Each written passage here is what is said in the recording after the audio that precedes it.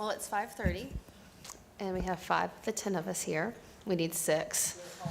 So why don't we, we'll go ahead and call the meeting to order. So please turn off all your cell phones and set them to vibrate or silent. If you would like to speak, there are forms. Where are the forms tonight? They're on this table over here to my right, your left, if you would like to speak. So you can fill that out, and then you can mark if you want to speak to an item or to an agenda item, or at the end to general comment. So let's go ahead and call roll.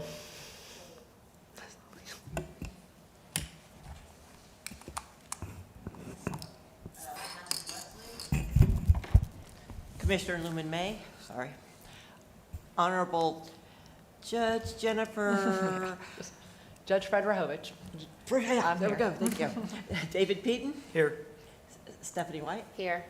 Dr. Tim Smith, Patty Hightower, Dr. Rex Northrop, Melissa Sidoti, Tori Woods. Okay, so we cannot approve the agenda. We cannot approve, we can say the pledge. Would you like to lead us in the pledge then, Judge? Okay. Slowly, in the hopes that we have colleagues who join us a few minutes late.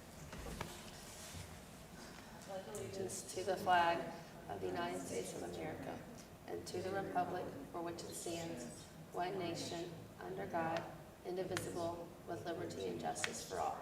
Thank you. Okay, so why don't we jump, if it's okay with you, but we can't vote on it, we could jump to the executive director's report, perhaps? You can give that to Ms. Greer if you'd like to. Or, I did see Dr. Smith come in. He might be just getting off a oh, call. there he is. Okay, all right, so we can just wait till he comes and then we'll run through them. Thank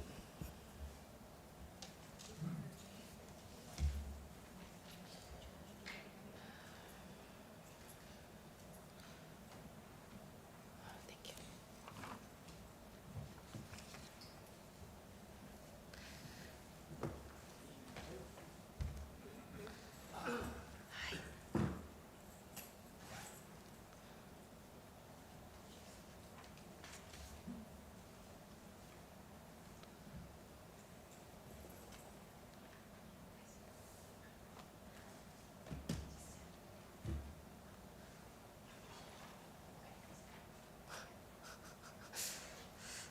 All right, at this time, we'll go ahead and approve the agenda. Is there a motion to approve the agenda?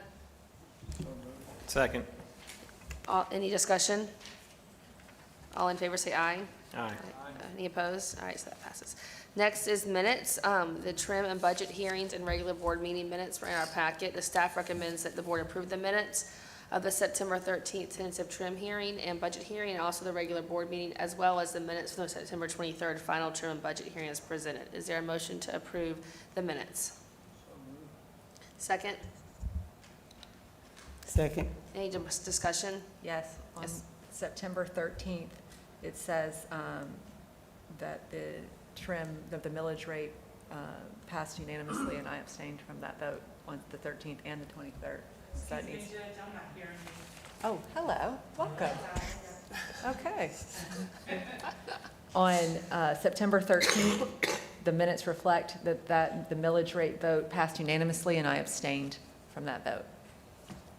And so I would ask that minutes be amended to include that change. Is there a motion now with the amended motion to include the judge's abstention? Second on the amended motion. Second. Any more discussion? All right, all in favor, say aye. Aye. Any opposed? All right, so that passes. Next, we'll go to the board reports. Dr. Smith, are you?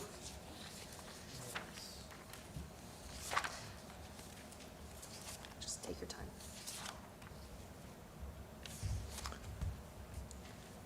Okay, are we able to project on the screen?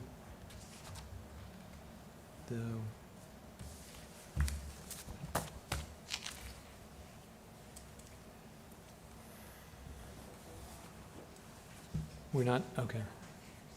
Okay. Okay, so let's, as we go through the financial recap for August, 2022. You'll see on the balance sheet that we are still waiting to receive the refund for the deposits and reimbursements. There is a verbal commitment for that refund, and we expect to receive it in the next 2 weeks. So you'll see there's the balance sheet. Moving through to the profit and loss statement. There's total expenses of $546,629.78. Currently, 81% of those expenses are for administration. However, we are just getting programs funded. So next year, there will be more in line with the 5% administration that is budgeted.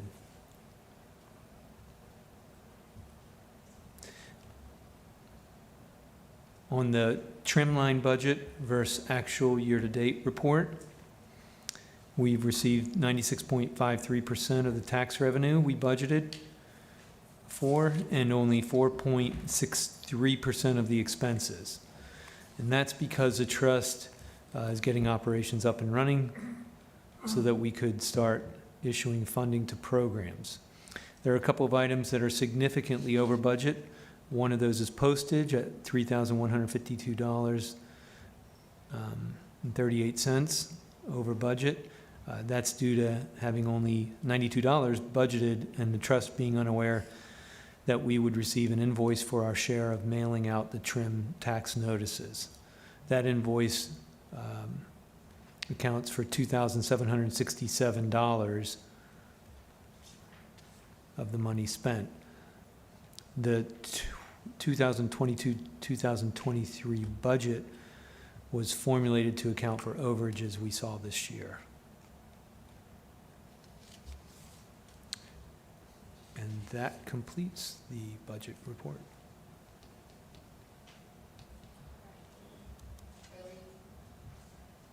Are there any questions to the financial statements? All right, there's no action required on that. At this time, we have a public comments regarding the agenda items. We do not have any public comments regarding the agenda items. We do have one at the end of the period that we'll have. At this time, we'll do the business. The first one is the award of the contract for audit services, and if we need any questions, Ms. Abrams can discuss this with us. The staff recommends the board approve resolution 2022-15, which allow the executive director to enter an agreement with Brown, Thornton, Pacenta and Company to provide services in response to the ITB 2022-01 audit services for $20,500 as presented. Is there a motion to approve this? Is there a second? Second. Any discussion? My only discussion would be to, I did talk to Ms. Greer earlier today and confirmed that there was only one response so on both of these items coming up. So if the public was curious how we chose this organization, or That's good. if there was a, You do. sorry. That's all I have to say. Did you get what she had? She just, There's only repeat one. herself. We only had one is submit, so we did an invitation to bid for audit and also for the family resource guide, and we'll talk about it in a minute, but there was only one company that responded to the invitation to bid. Any more discussion? But you did speak to others that told you why they were not bidding or what have you, right? Or there were reasons involved. We did have some activity, but they just chose not to do it, right? Yes, I spoke to others, and due to, some of them was staffing issues, that with the staffing they had, they knew they couldn't meet the deadlines we needed, and others just simply said that they couldn't meet our deadlines. Right, okay, thank you. All in favor, say aye. Aye. Aye. Any opposed?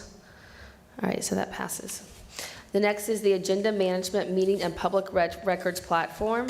The staff recommends that the board approve Resolution 2022-16, authorizing the executive director to enter an agreement with PrimeGov to pay up to $32,641 to provide a robust, cloud-based agenda management, live meeting, and public records request platform as presented. Is there a motion to approve? So moved. Is there a second? Second. Any discussion? I will just say I was terribly impressed as I read through their proposal. It is a very extensive and thorough and impressive document. So if they're able to deliver, which I have no suspicion that they would not, it should help our organization tremendously, I would think. Yes. Good. Thank you for your work on that. All in favor, say aye. Aye. Any opposed? All right, the next business item we have is a new position called Program and Research Coordinator. The staff recommends that the board approve the new position of Program and Research Coordinator as presented. Is there a motion to approve? So moved. Second? Second. Any discussion? Can the staff discuss a little bit about what we envision this person doing?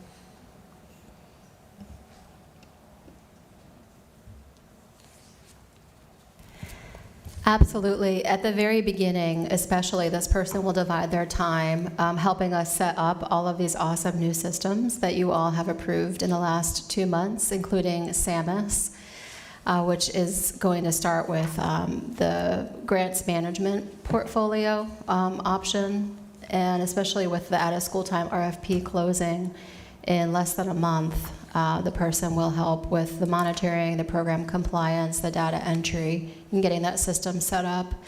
And then we'll help both Tammy Abrams and I with our fiscal and grant accountability work. I think one thing that I've seen that the staff does need is they're trying to manage right now 2 RFPs that are out right now and getting all of the ones that we approved for this past summer and getting all their data back, and that's been challenging just for 2. So I can't imagine what it's going to be like for 30, or what we have. We have a large number of organizations that have applied and have got contracts. I was going to add to that as well. This will move very quickly now that the money is going out. We're going to see this, I think the need for this position to really escalate on a rapid basis. Any more discussion? All right, all in favor say aye. Aye. Any opposed? Sorry. All right, so that passes. All right, next we're on to programs. The first is the award a bid for the Family Resource Guide, and the staff recommends that the board approve Resolution 2022-17, authorizing the executive director to enter into an agreement with Kessler Creative LLC to pay up to $51,580 to provide services in response to ITB 2022-03 Family Resource Guide as presented. Is there a motion to approve? So moved. Second? Second. Any discussion? We can reiterate what the judge said earlier, that this was sent out and we only had 1 person respond. I do think the need is present for this program, this document. I was recently at a parent university session and just thought what an ideal resource this would be for parent university attendees. So I think this is an exciting venture that we're moving forward with. All right, all in favor of the Kessler Creative to receive the bid, say aye. Aye. Any opposed? All right. Our next program, B2, is for the grant committee members. We received 5 applications to be on the grant committee, and the staff recommends that the board approve the following local subject matter experts to participate in the grant committee out-of-school time proposal review: Dr. Samuel Matthews, Dr. Lindsay Listow, Listow, Suzanne Riles, there's actually just 4, and Carmen Poe. Is there a motion to approve? So moved. Is there a second? Second. Any discussion? I was very pleased with these resumes that we received, so I was hoping we'd have more, but I was pleased with these, so. All right. Chair, if you Oh, I'm sorry. We have gotten additional resumes, but some of them are more suited to the early learning field or to more medical focused. So we're holding those because we didn't want to put all of them out for this one. So we do have a much larger pool. So I'm very happy to report that we had good response to that. So. All right, all in favor, say aye. Aye. Aye. Any opposed? All right, so that passes. So congratulations to our grant committee members. All right, now we'll have Ms. Greer do her executive director report.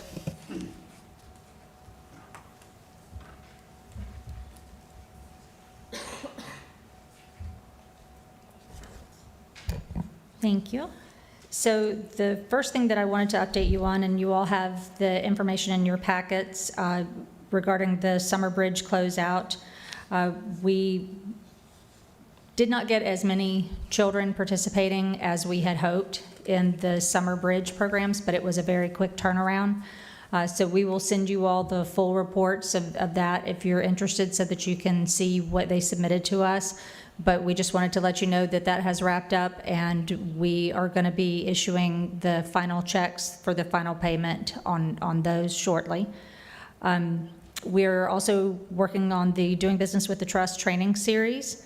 And we're going to have the first video posted by this coming Friday. We had hoped to do it by last Friday. We had a meeting with an attorney where it's only going to cost us $2,000 for an attorney to do one of the sessions. All the rest we're going to do in-house, meaning it's going to be the three of us who are doing the videos. But we did want to have an attorney do one on incorporating and becoming a 501c3 because we have a lot of grassroots startup companies in our community. So we want to make sure that they had the information that they needed to be a bona fide 501c3 so they can go for other grant dollars beyond what we may be able to supply.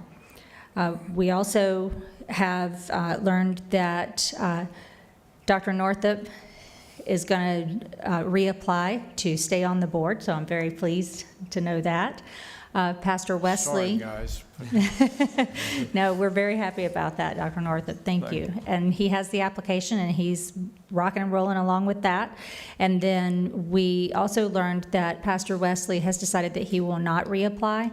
So we're going to be soliciting applicants to join the board. So if you have colleagues or friends who you think may be interested, please let me know, and I'd be happy to send them the link and the application that I've downloaded and help any way that I can with that. And then last but not least, we did not get any applicants for the ITB for Conflict Counsel, but we desperately need to get Conflict Counsel. So Judge Frederowicz had a great idea today, and I have reached out to Michelle with FACT to see if she has any suggestions. Perhaps we could even, I don't know how piggybacking on other council would work, but if we can do that, perhaps that's an option. But we do need to have someone because as these contracts start coming in for the out-of-school time programs, we want to make sure that if they're represented by Clark Partington, that we have another counsel in place. So I also wanted to let the board know that unless there are any objections, we do plan to extend that ITB. So, and that's it. That's my report. So we're staying very busy. So, Thank you. any question? Do you have a question, Judge? On this kindergarten readiness summer program closeout, the board, the agenda packet says that it was a $40,000 grant and that 12 kids participated for an average of 14 days. Is that right?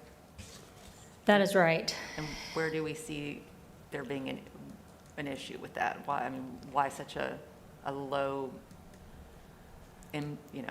output, I should say, or what's your word for it, Kim? You have a word for this. Measurable output. Yeah. All of those words for our 40 grand. Yeah, I was disappointed to see that they did not have more children participating because their proposal was for at least 25 additional children. Unfortunately, we did not include strong language in the contract that tied them to those deliverables in exchange for the funding. So we are looking at tightening up our contracts moving forward to make sure that we have something tied to the deliverables, to make sure that if they, pardon? The deliverable, that was the The word. I was deliverable, yeah. So to make sure that they have something tied to the deliverables. So whether that becomes a unit cost type grant or if it's a reimbursement type grant, but we have it capped or we have measurements along the way, we're going to look at, I've already gotten contracts, sample contracts from some of our colleagues from the other organizations to see how they put that in there, because it's usually incorporated in the scope of work. And so I have what is a really good, strong one from the Juvenile Welfare Board of Pinellas. And I'm familiar with theirs because I was actually funded under them at my prior organization. And so I know that theirs is a strong contract. So we're gonna look at that. And I'm going through right now comparing the contract that we currently have, which was based on the St. Lucie contract template, with what JWB has. And just to give you an idea, the one that we have now is about 13 pages and the JWB one is 26 pages. So it's definitely got a lot more teeth to it. So are you the one preparing our contracts, or is Clark Partington preparing the contracts?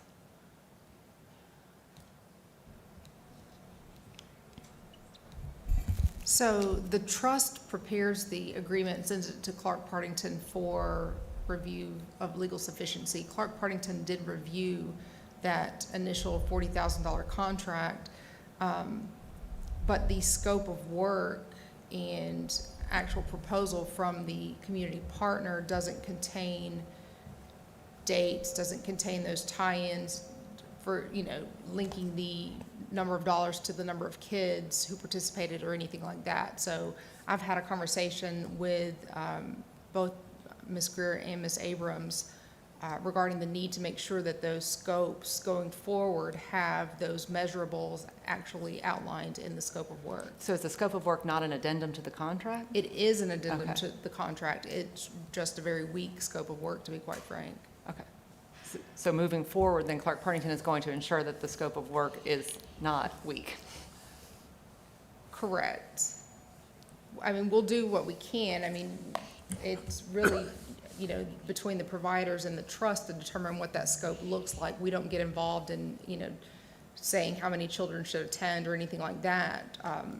We prepare the contract which says you'll abide by this scope. As long as both parties have, followed the scope, then there's no breach.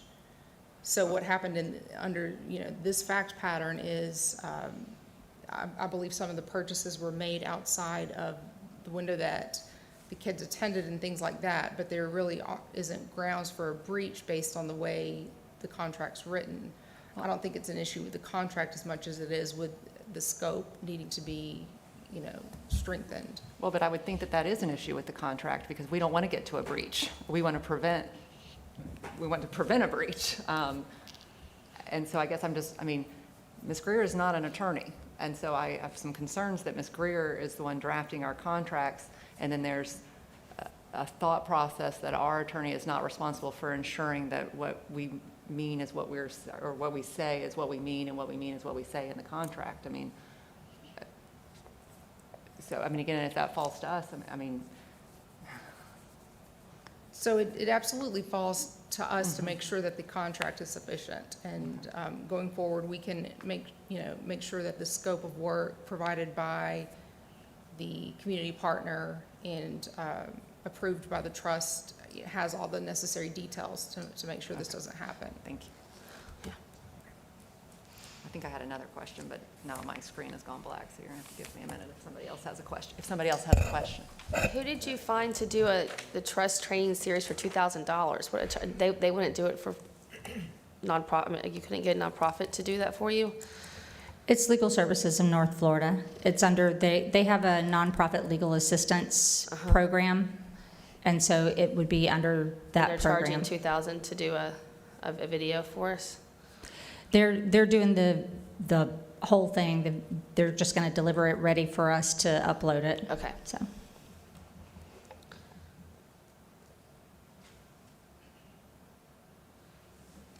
I have a question. So the training is going to be completely online now, correct? Okay. Thanks for clarifying. Oh, I think my other question was actually, it was about your report, but for Ms. Bush as well, is for the extension of the ITV for the Conflict Council, is it your suggestion, I mean, because when Ms. Greer called me earlier about this, do we think, I had mentioned getting with Tallahassee in our member group or whatever, but I didn't know also if a call to the Attorney General about what we were supposed to do in those kind of situations would be helpful. I mean, I don't know who is, admittingly, I don't know who is tasked with helping us with that. And if we don't get any responses, I mean, that makes me really nervous. It is a good idea, though. I would think that potentially if other trust attorneys were willing to be on standby if there's an issue, but I didn't know who else to call but the Attorney General's office. And I don't even know if that's really a valid call. So is your question whether or not you need to call? Like, who would we call if we don't get conflict counsel and we need conflict-free advice? I would call the Tallahassee, our group, FAACT. Right. Well, I would agree, but, I mean, they're not an attorney either. Right, but maybe, yeah, but you said we could use their attorney, whoever they use, maybe? Well, You didn't say that. well, maybe. I was saying the other trust. I said Yeah, the call other them to trust see use, if yeah, they who the had- other trust uses. if they had an advice, if anybody else has had this issue come up. And I was going to inquire as to who Leon County uses for their conflict counsel and see if they could serve as our conflict counsel or if they would be willing to submit a bid. All right, any other questions? All right. Min, go ahead. Actually, I do. As we move forward, I think an important question with our contracts is if there's an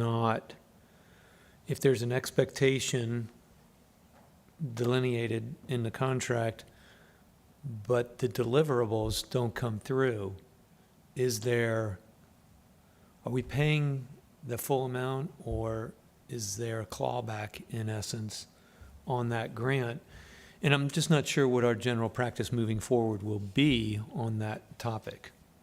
So that's one thing that we spoke about, is the need to add that clawback going forward, so that if deliverables aren't met, then you would be able to withhold, a percentage, or based on how the rest of the language reads. But again, what those details are may differ per agreement, and that's something that, we would rely on the trust and the community partner to provide us with what those deliverables actually are. Yeah. And to your point, I think it's important that we tend to those in a very particular way, that it's not, it doesn't sway people from applying for RFPs, because the clawbacks can be too aggressive. So I think they just need to be balanced. So it's very reasonable, I think. And so there's that kind of that sweet spot, that balance of how aggressive the clawback is or is not.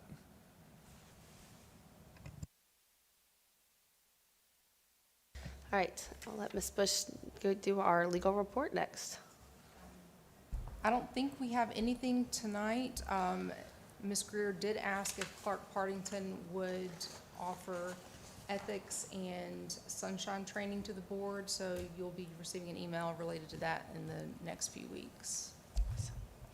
At this time, we have public comments regarding non-agenda items, and we have one public comment, Ms. Brandt, and you have 3 minutes to speak, and we'll time you, but Ms. Brandt's a dynamic member of our community, so we're glad to have her speak tonight. I'm here on behalf of the 6,000 grieving children in Escambia County. We know that 1 in 11 will suffer the loss of a parent or a sibling by the time that they are 18. And that's why I spearheaded bringing a chapter of Valerie's House here to Pensacola, which is part of a larger nonprofit headquartered out of Southwest Florida. I wanted to make sure the full board had visibility into the services that we're providing to the children in our community who are grieving. Our services are a peer-to-peer support model where kids can come together and share, learn, identify all of those emotions and feelings that they're having as a result of that, and learn healthy coping mechanisms. But this isn't just a nice to have. We know that unsupported grief is the root cause of so much in society, yet the connections and linkages are often missing. We know that 30% of the kids in Florida's juvenile detention system suffered the loss of a parent. We know that they're 5 times more likely to suffer from addiction, 5 times more likely to suffer from anxiety and depression way into adulthood. There are studies that are linking violent crime to childhood bereavement. What we do changes the trajectory of those kids' lives and the lives that they will touch into and on the rest of their lives. I would thank you for your time and making you all aware of our program. Thank you. Thank you, Krista. All right, we don't have any more public comments, Dr. Smith? Since we don't have any more public comments, May I make a comment? I was actually at Cobb and I saw your postcard today. Oh, wonderful. Yeah, so I had never heard of it and I actually just picked it up. So when you said that, I was like, oh, I recently just heard and saw the postcard. And my mom passed away when my brother was 4 and my sister was 16 and I actually was 19. So I believe that service is like greatly needed in our community. So I'm excited to hear more about it. so I just wanted to make comment about our speaker. Was able to have a chance to meet, and I will tell you, the concept that she brings was an aha moment for me, and I really learned a lot about children grieving and the importance of what Valerie's House does. And a lot of times I think what happens is grief can quietly go unnoticed. And, you know, as I thought after our meeting, I thought more and more about that, is how many children do we have, especially in our families that are struggling economically and might not have resource to provide grief counseling or to access that type of resource. And it really was kind of a smack upside the head of wow, this is a significant issue that a lot of our kids deal with. And I think it goes under the radar.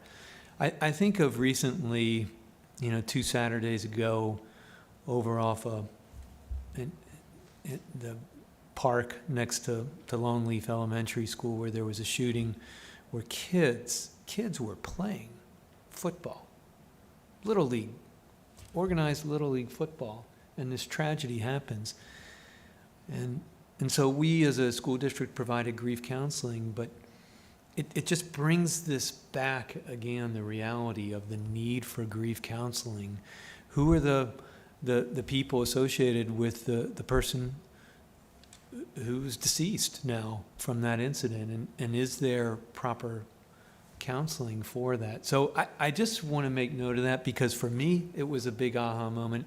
I think it's something that's really important for our community to just kind of wrap around and understand. Maybe it's a bigger issue than we think it is.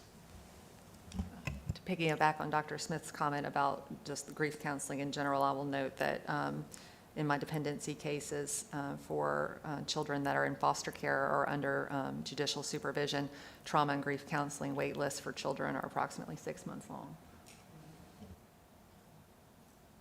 So thank you for all you do, Krista. We appreciate you. All right, if there's no more public comments, any more board comments? Yes. I would like to add to next month's agenda a conversation about our cone of silence. I have a lot of questions about it, and I've spent quite a bit of time today trying to figure out what our cone of silence means, cone of silence in general. Ms. Bush did inform me that this is it's not a statutory requirement, but it's a common in procurement language. But especially with this RFP going, I have a lot of questions, and I think it's worth a discussion of if we're happy with our cone of silence, if it should be amended, should we be having one at all? And so I would like the board's input on that, if we could add that to next month's agenda. to also have Meredith explain the cone of silence as well. Do you want to add that to it as well? Well, I sat through a I don't want to put her 2-hour, on. well, I mean, I sat through a 2-hour session with Kia and the staff a month ago or so about the cone of silence. For the staff's sake, and I got to come, but we couldn't invite the whole board because I was there. So, but it was helpful, so maybe a quick overview about the cone of silence and why it was drafted the way it was drafted, and Right now or at? no, not right now, at the Okay. next meeting. Yeah, just along with. Oh, yeah, that's what I was. Yeah, okay, I didn't know if you Next wanted, meeting, okay. yes. Yeah. Sure, and just so you're aware, that is a conversation that we've had, and I believe we all agree that there's room for improvement in the language, so perhaps at that same meeting, we could bring those proposed revisions. That'd be great. My only other question or comment about that is that our RFP, our out-of-school RFP specifically says that if you have questions, the sole point of contact, and this is under 4.1 limitations of contact cone of silence, that if you have questions, to contact info@escambiachildrenstrust.org, but our policies and procedures said that you are not allowed to have any contact with anyone on staff. So, I mean, we just sat in a meeting and told this whole room full of people that we are here to help them through this RFP process, and I was just wondering who's actually helping them through the RFP process if we're under a cone of silence.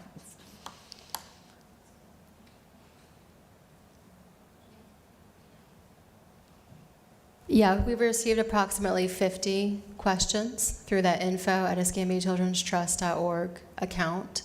And it's under the FAQ for the RFP, but we are limited in what we're able to provide. For example, we can't provide any technical assistance, coaching, brainstorming. People can't bounce ideas off of us. And likewise, you all.